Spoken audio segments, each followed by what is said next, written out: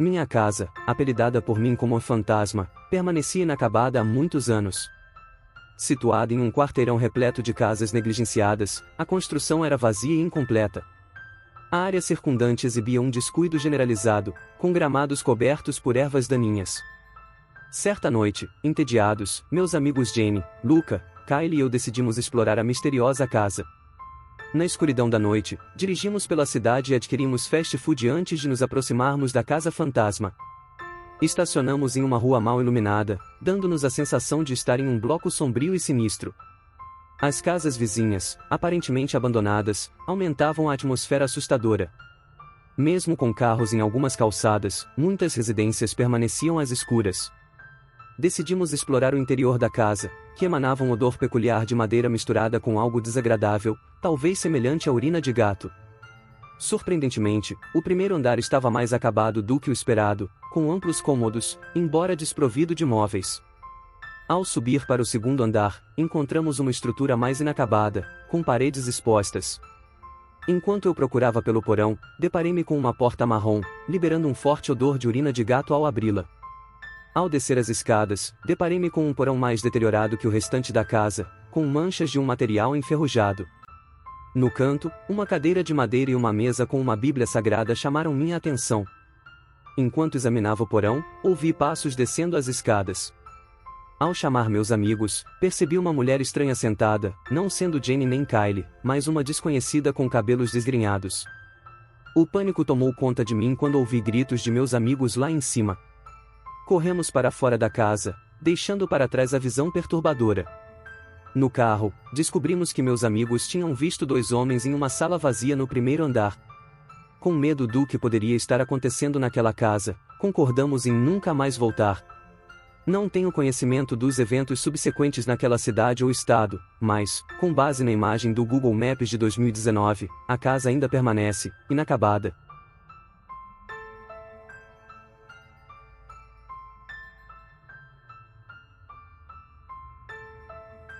Meus amigos e eu vivíamos em uma área notavelmente agradável, em um bairro suburbano tranquilo, onde as pessoas estavam acostumadas com a sensação isolada que caracterizava nosso local.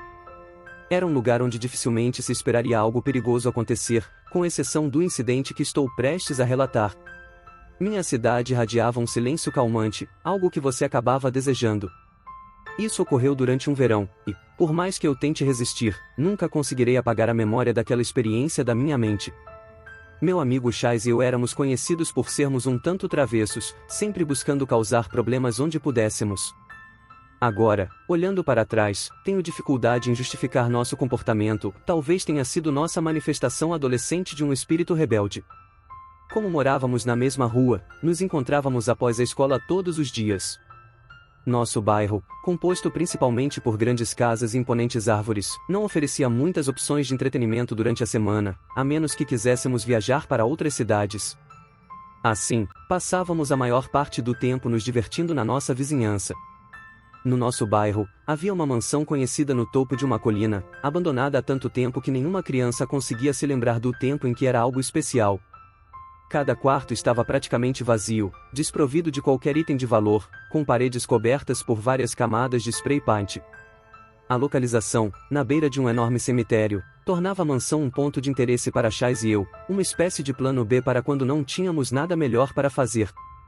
Naquela noite específica, estávamos fora tarde da noite, depois de ter sido surpreendidos por algumas garotas com as quais havíamos feito planos.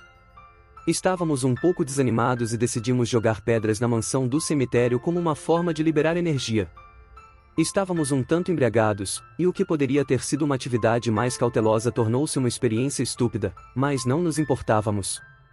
Era por volta das 3 da manhã de uma quarta-feira quando chegamos ao topo da colina, nos deparando com a visão da mansão.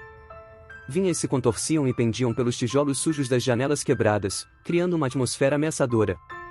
Sem pensar muito, Chaz pegou uma pedra e a arremessou em direção à casa, quebrando uma das janelas do quarto andar. O som confirmou o impacto, e eu segui o exemplo, lançando uma pedra em uma janela do segundo andar. Antes de irmos embora, Chaz desafiou a si mesmo a acertar uma pequena janela solitária no sótão, localizado no ponto mais alto da casa. Para nossa surpresa, ele conseguiu, destruindo a janela com um ruído satisfatório. Contudo, nossa surpresa virou perplexidade quando, do nada, um objeto escuro foi lançado de volta na nossa direção. Fiquei confuso ao ver a pedra pousar exatamente onde Chais a havia lançado, com uma marca distintiva que ele reconheceu. Abalados, começamos a considerar a possibilidade de outros adolescentes tentando pregar uma peça em nós. Decidimos investigar, subindo as escadas barulhentas até o quarto andar, onde nos posicionamos na base de uma escada que desconhecíamos. Para nossa surpresa, o quarto estava vazio, mas o cheiro nauseante indicava algo deteriorando na sala. Ao abrirmos uma pequena porta, nos deparamos com um quarto minúsculo, onde um pentagrama branco estava desenhado no chão. Velas apagadas e um armário fechado emitiam odor repugnante. Preocupados, decidimos não explorar mais, mas a sensação sinistra nos fez sair da casa. Na pressa para deixar a mansão, acabei tropeçando na escotilha do telhado, revelando nossa posição. Corremos pelo telhado e descemos por uma escada, alcançando a porta dos fundos. Ao pular a cerca e correr para longe, ouvimos passos fortes subindo as escadas atrás de nós. Chais tentou abrir uma escotilha trancada, enquanto uma voz profunda e ameaçadora ressoava de algum lugar distante. Desesperados para escapar, pulamos a cerca do cemitério e nos agachamos atrás de uma lápide, mantendo um olhar atento sobre a mansão. Observamos um grupo de figuras encapuzadas circulando a propriedade, procurando freneticamente sob arbustos e árvores.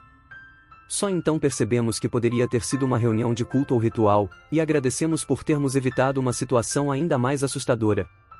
Nunca mais retornei àquela casa desde então, e ainda me pergunto sobre o que tropeçamos naquela noite.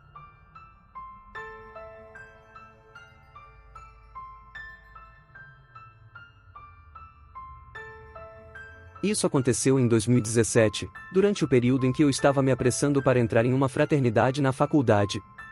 No final do processo de promessa, toda a nossa turma de calouros fez uma viagem a um hospital abandonado a algumas cidades distantes. Era uma espécie de tradição para cada classe de promessas realizar essa excursão. Eu consegui uma carona com alguns dos meus colegas de compromisso, e, sinceramente, há tantos nomes para listar que vou mencionar apenas meu irmão de promessa com quem passei a maior parte da noite, Joshua. Junto com outros, partimos de carona em direção ao hospital, localizado ao lado de um grande parque. Estacionamos em um dos estacionamentos do parque e aguardamos até que todos estivessem reunidos. Começamos a caminhar em direção ao hospital, seguindo um caminho que cortava pela floresta, separando o parque da propriedade do hospital. Confesso que escolhi o calçado errado, reclamando do uso dos meus Air Force Ones brancos, pois o caminho estava molhado, fazendo-me lamentar minha escolha. Após atravessarmos a floresta, chegamos à propriedade do hospital, cercada por árvores e estacionamentos em todos os lados. Ver um prédio que já foi movimentado durante o dia, agora mergulhado na escuridão noturna, era verdadeiramente inquietante. Essa era a minha primeira vez explorando este edifício. Alguns membros do grupo conheciam caminhos secretos, um dos quais envolvia subir por uma das janelas inferiores quebradas. Segui o grupo pela parte de trás, descendo por essa janela que levava um nível abaixo do solo. O chão estava úmido, e eu realmente estava me arrependendo da escolha de usar meus sapatos. Joshua e eu permanecemos na retaguarda, acompanhando o restante do grupo composto por cerca de 10 pessoas. À medida que subíamos as escadas, os passos ecoavam pelo prédio. Percorremos corredores assustadores que foram abandonados décadas atrás, surpreendentemente sem muitos grafites. James, um dos membros mais experientes, informou que não muita gente invadia o local porque evitavam atravessar o parque para evitar a segurança próxima ao estacionamento. O grupo começou a se separar um pouco, com pequenos grupos indo em diferentes direções.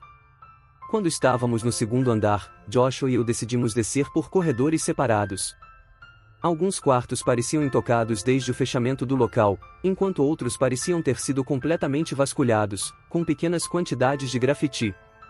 Entramos em um quarto de hospital com cama e equipamentos médicos ainda presentes, quando ouvimos passos do lado de fora da porta.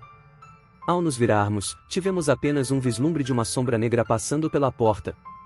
Eu chamei, perguntando quem era, mas a pessoa entrou na sala ao lado.